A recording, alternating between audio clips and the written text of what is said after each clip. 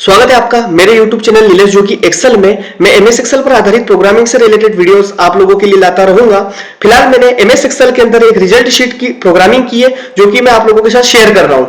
Part 1 में हमने जो इसमें दिशा निर्देश दिए गए उनके बारे में जाना था। पार्ट 2 में स्कूल की प्रोफाइल कैसे रजिस्टर करें, लोगो एंड सिग्नेचर कैसे अपलोड करें, मार्क्स की सेटिंग कैसे करें, इन 3 चीजों के बारे में हमने जाना था।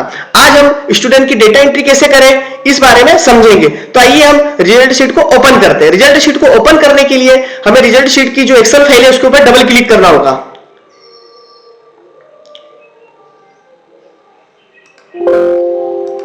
जैसे ही हम डबल क्लिक करेंगे तो डबल क्लिक करने के बाद सबसे पहले हमारे सामने लॉगिन पेज आएगा। तो लॉगिन पेज में हमें यूजर आईडी और पासवर्ड दर्ज करना होगा। हम यूजर आईडी दर्ज करते हैं। यूजर आईडी है रिजल्ट और पासवर्ड है 7415। इसे हम दर्ज करते हैं। उसके बाद हम लॉगिन बटन पर क्लिक करते हैं। जैसे ही हम लॉगिन बटन पर क्लिक करेंगे तो एक वेलकम मेन्यू आएगा। हमें ओके बटन पर क्लिक करना है। उसके बाद हमारा जो रिजल्ट शीट का होम पेज है वो हमें प्रदर्शित होगा। इसमें हमने सबसे पहले जो इंस्ट्रक्शन वाले बटन है इसके ऊपर हमने क्लिक करके सारे इंस्ट्रक्शन को समझा था। सेकंड नंबर पे स्कूल की प्रोफाइल हमने रजिस्टर्ड की थी, ठीक है। लोगो एंड सिग्नेचर हमने अपलोड किया था। मार्क्स की सेटिंग हमने कर ली थी। आज हम जानेंगे कि जो टाइम टेबल है वो कैसे रजिस्टर्ड करना है, एडमिट कार्ड कैसे बच्चे का बनेगा। मगर इसके पहले हम डेटा एंट्री सीखते हैं। डेटा एंट्री करने के बाद हम टाइम टेबल और एडमिट कार्ड को समझेंगे। तो बच्चों की डेटा एंट्री मतलब स्टूडेंट की डेटा एंट्री करने के लिए सबसे पहले हमें डेटा एंट्री वाला जो डेटा एंट्री फॉर्म, ये जो बटन आपको दिख रहा है इसके ऊपर हमको सिंगल क्लिक करना है। जैसे हम क्लिक करेंगे तो डेटा एंट्री जो फॉर्म है वो हमारे सामने ओपन होगा। डेटा एंट्री करने के 2 तरीके हैं। पहले तरीका फॉर्म के माध्यम से है, सेकंड तरीका आप रिजल्ट शीट में नॉर्मल एक जो एक्सेल में एंट्री करते हैं वैसे भी कर सकते हैं। फिलहाल हम पहले डेटा एंट्री फॉर्म के माध्यम से समझते हैं, उसके बाद हम नॉर्मल एंट्री करके भी देखेंगे। अब जब हमें डेटा एंट्री करना है तो सबसे इसमें कॉलम दिए हुए हैं, जैसे स्टूडेंट का roll number, scholar number, name of student, father's name, mother's name, ठीक है, date of birth, class, section, gender, category, Samagra ID, Aadhaar number और पेन नंबर, ठीक है। तो अभी हम एक स्टूडेंट की डेटा एंट्री करके देखते हैं। फिलहाल हम डेमो समझ रहे हैं तो हम डेमो ही डेटा यहां पर दर्ज करेंगे। जैसे मैंने रोल नंबर 1 दर्ज किया, टैब बटन पे क्लिक किया तो स्कॉलर नंबर आ गया। स्कॉलर नंबर के लिए मैं 100 दर्ज कर देता हूं। अब डेमो स्टूडेंट का नाम भी मैं डेमो ही रखूंगा, डेमो 1।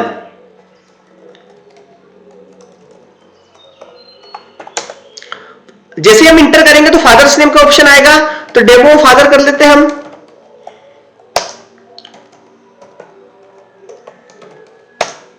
अब डेट ऑफ बर्थ दर्ज करना है। जो भी बच्चे की डेट ऑफ बर्थ रहेगी वो आप यहां पर दर्ज कर लीजिएगा। फिलहाल मैं डेमो डाल रहा हूं। क्लास 6 का हम रिजल्ट बना रहे हैं तो यहां से क्लास 6 सिलेक्ट करेंगे।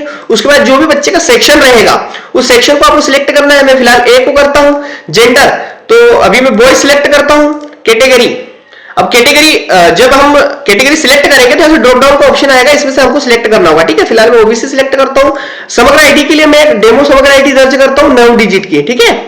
आधार नंबर भी दर्ज करता हूं।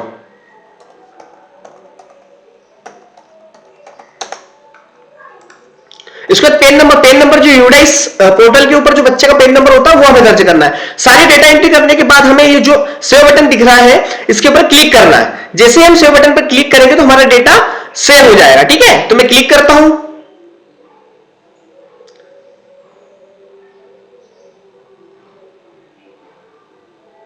देखिए जैसे ही मैंने सेव किया तो हमारे सामने एक मैसेज बॉक्स आया, उसमें लिखा हुआ है डेटा सेव्ड सक्सेसफुली। हम ओके बटन पर क्लिक करेंगे। जैसे ही ओके बटन पर क्लिक करेंगे तो फॉर्म रीसेट हो जाएगा, यानी कि खाली हो जाएगा। अब हमें अगर ये देखना है कि ये डेटा हमारा कहां पर सेव हो रहा है तो यहां पर दिया हुआ व्यू रिकॉर्ड का बटन, व्यू रिकॉर्ड के बटन पर जैसे ही हम क्लिक करेंगे तो जहां पर हमारा डेटा सेव हो रहा है उस सीट के ऊपर हम पहुंच जाएंगे। हम देखेंगे यहां पर डेटा हमारा प्रॉपर कॉलम वाइज सेव हो चुका है, यानी कि दर्ज हो चुका है, ठीक है। अब वापस हम होम बटन पर जाएंगे। यदि हमें ऐसा लगता है कि किसी बच्चे के डेटा एंट्री में किसी प्रकार की कोई मिस्टेक हुई है, उसे हमें एडिट करना है, तो वापस हम डेटा एंट्री फॉर्म पे जाएंगे। यहां पर उसका रोल नंबर दर्ज करेंगे और सर्च बटन पर क्लिक करेंगे। सर्च बटन आप देख पा रहे होंगे। जैसे ही सर्च बटन पर क्लिक करेंगे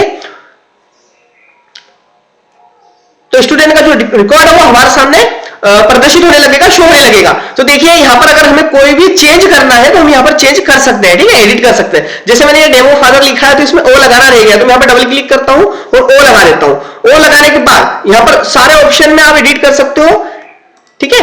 अब जैसे मैंने डेमो प्रॉपर किया, उसके बाद मैं अपडेट बटन पर क्लिक करता हूं। जैसे मैं अपडेट बटन पर क्लिक करूंगा तो हमारा जो डेटा रहेगा वो अपडेट हो जाएगा। ठीक है, अपडेट बटन पर क्लिक किया मैंने,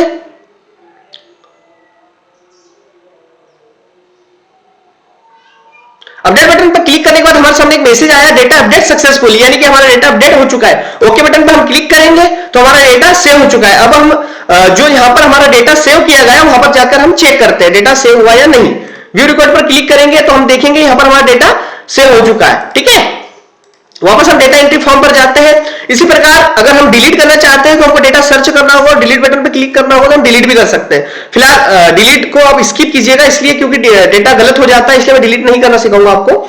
उसके बाद हम रिसेट बटन पर क्लिक करते हैं। जैसे कि हमने कोई डेटा यहां पर दर्ज किया, समझो कि ये दर्ज किया, ये दर्ज किया, ये दर्ज किया, और हमें ये लगता है कि डेटा हमारा गलत दर्ज हो चुका है, तो हमें अगर इसे रिसेट करना है तो हम रिसेट फॉर्म पर क्लिक करेंगे। जैसे हम रिसेट फॉर्म पर क्लिक करेंगे तो हमारा डेटा, हमारा फॉर्म क्या होगा, क्लियर हो जाएगा। ठीक है, फॉर्म रिसेट बता रहा है। उसके बाद अगर हमें यहां से एग्जिट होना है, हमें वापस फॉर्म पे जाना है, तो हम यहां पर जा सकते हैं। ठीक है, तो ये है डेटा एंट्री फॉर्म के माध्यम से डेटा एंट्री की जानकारी। इसके बाद यदि हम चाहते हैं कि हमको डेटा एंट्री फॉर्म के माध्यम से नहीं करना है, हमको डायरेक्टली नॉर्मल जो एंट्री होती है वैसी करना है, तो हम स्टूडेंट रिकॉर्ड वाले बटन पर क्लिक करेंगे। जैसे ही स्टूडेंट रिकॉर्ड पर क्लिक करोगे तो जहां पर हमारा डेटा सेव हो रहा था वहां पर हम पहुंच जाएंगे। अब पहले हमने डेटा एंट्री फॉर्म के माध्यम से डेटा एंट्री करना सीखा था, अब हम नॉर्मल डेटा एंट्री करना सीखते हैं। ठीक है, तो मैं जैसे यहां पर रोल नंबर 1 डाला हुआ है तो मैं 2 डाल देता हूं, स्कॉलर नंबर 101 डाल देता हूं, नेम डाल देता हूं demo 2, demo father's 2, demo mother's 2, date of birth कुछ भी मैं डाल देता हूं, क्लास 6 सेक्शन ए, और जैसे पहले हमने बॉय का डेटा डाला था इस बार हम गर्ल का डाल लेते हैं। ठीक है, जेंडर कैटेगरी भी हम चेंज कर लेते हैं। उसके पश्चात समग्र आईडी, आधार नंबर और पैन नंबर जो भी आपके पास होगा वो आप दर्ज कर लीजिएगा। फिलहाल मैं यहाँ कॉपी पेस्ट कर देता हूँ। ठीक है, इसके बाद चलो वापस हम होम बटन पर जाएंगे। इस तरीके से हमें डेटा एंट्री यहाँ पर नॉर्मल तरीके से करना है। ठीक है, कोई ज्यादा कठिन नहीं है।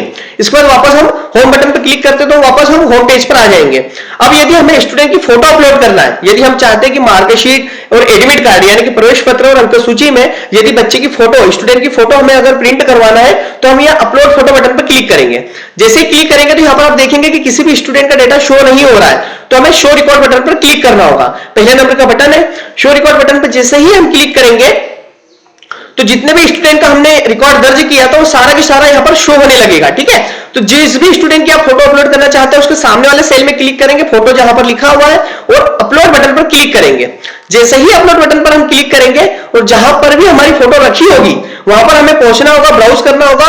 जैसे मैंने फोटो यहां पर रखी हुई है तो मैं यहां पर जाता हूं और हमारी फोटो को सिलेक्ट करना होगा। जैसे अभी मैं बॉय की पिक्चर डालूं तो मैंने यहां सिलेक्ट कर लिया और ओपन पर क्लिक कर दिया। जैसे ओपन पर क्लिक करूंगा तो ये फोटो यहां पर अपलोड हो जाएगी। ठीक है, इसी प्रकार अब डेमो 2 वाले बच्चे की, स्टूडेंट की फोटो हमें अपलोड करना है तो वापस अपलोड बटन पर क्लिक करूंगा और मैंने ये गर्ल्स की पिक्चर रखी हुई है, इसको मैं अपलोड कर देता हूं।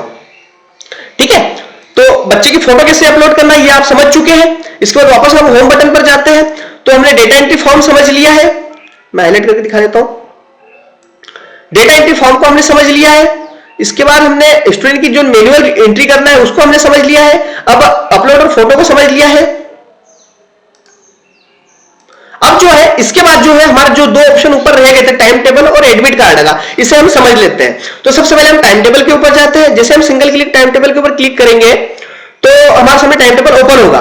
ऊपर 3 बटन दिए गए हैं, एक क्वार्टरली का है, एक हाफ ईयरली का है, एक एनुअल का है। जिस भी एग्जाम का आपको टाइम टेबल बनाना है वो उसको आपको यहां पर दर्ज करना होगा। ठीक है, फिलहाल मैं किसी एक एग्जाम के बारे में डेमो आपको बता देता हूं। मैं क्वार्टरली एग्जाम के बारे में आपको डेमो बता देता हूं। ठीक है, क्वार्टरली बटन पर जैसे ही क्लिक करूंगा तो केवल क्वार्टरली का भाग ही यहां पर शो होगा। तो पहला कॉलम डेट का है, सेकंड कॉलम सब्जेक्ट का है, थर्ड कॉलम एग्जाम टाइम का है, फोर्थ कॉलम सिलेबस का है। तो हम यहां पर टाइम टेबल दर्ज करते हैं।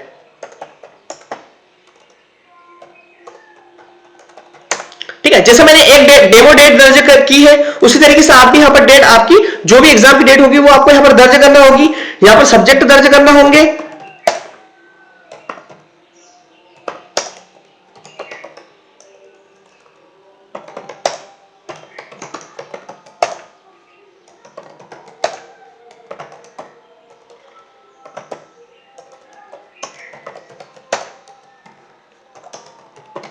जो भी आपका एडिशनल सब्जेक्ट होगा वो आपको यहां पर दर्ज करना होगा, और जो भी एग्जाम का टाइम होगा वो आपको यहां पर दर्ज करना होगा। जैसे मैं फिलहाल में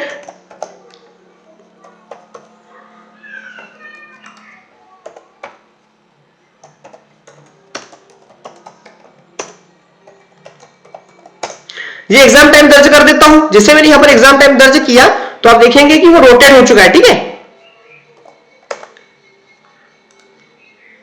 अब यहां पर हम सिलेबस दर्ज करते हैं कि जैसे इंग्लिश का जो इंग्लिश का सिलेबस कितना एग्जाम में आएगा, हिंदी का कितना सिलेबस एग्जाम में आएगा, संस्कृत का कितना आएगा, मैथमेटिक्स का कितना आएगा। तो मैं डेमो डाल देता हूं। जैसे मैं यहां डाल देता हूं चैप्टर 1 2 5, ठीक है। मैं इसी को कॉपी पेस्ट करके अलग कर देता हूं। यहां पर मैं एडिट करके ऐसे 6 कर देता हूं, 7 कर देता हूं, 8 कर देता हूं,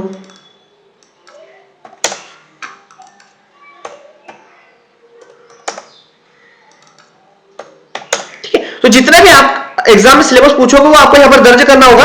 यहां तो मैंने डेमो दर्ज किया है, व्याकरण वगैरह जो भी ग्रामर वगैरह जो भी बच्चों से पूछना चाहते हो सारा यहां पर लिख सकते हो, ठीक है।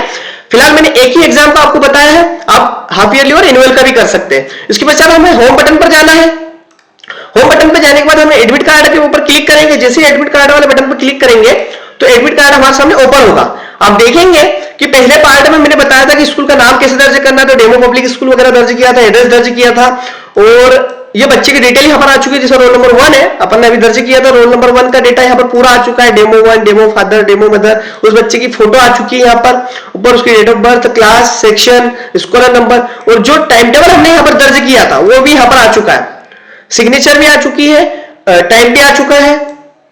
आप नोटिस करेंगे कि रोल नंबर 1 का डेटा ऊपर है, और आप जैसे स्क्रॉल करके नीचे आएंगे तो रोल नंबर 2 का डेटा आपको नीचे शो होगा, ठीक है। रोल नंबर 2, उसका स्कॉलर नंबर, सारी डिटेल्स यहाँ पर शो हो रही है, ठीक है।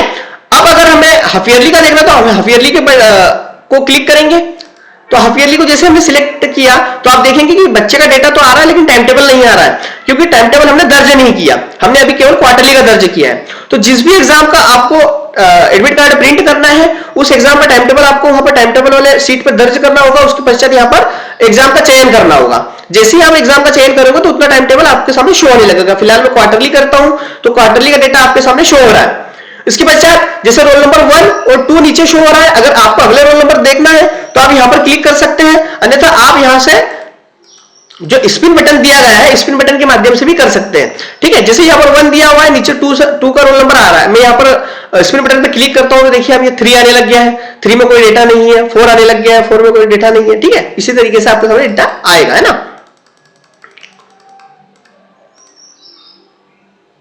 प्रिंट बटन पे क्लिक करते हैं। प्रिंट बटन पे क्लिक करने के बाद हम देखते हैं कि हमारा जो एडमिट कार्ड है वो कैसे प्रिंट होगा। तो जैसे हम प्रिंट बटन पे क्लिक करते हैं तो आप ये देख पाएंगे कि हमारा जो एडमिट कार्ड है वो इस तरीके से प्रिंट होगा। ऊपर स्टूडेंट की डिटेल्स आएगी, फोटो आएगी और नीचे टाइम टेबल आएगा। यदि आप ये जो सिग्नेचर दिए गए हैं इन्हें अगर आप प्रिंट नहीं करना चाहते तो हमें जो upload logo and signature sheet है वहां पर अपलोड नहीं करना है, तो आप मैन्युअल सिग्नेचर कर पाएंगे, ठीक है। तो ये थी स्टूडेंट के एडमिट कार्ड, डेटा एंट्री और फोटो अपलोड करने से रिलेटेड डिटेल्स। आगे की डिटेल्स हम अगले पार्ट में देखेंगे। तब तक के लिए धन्यवाद।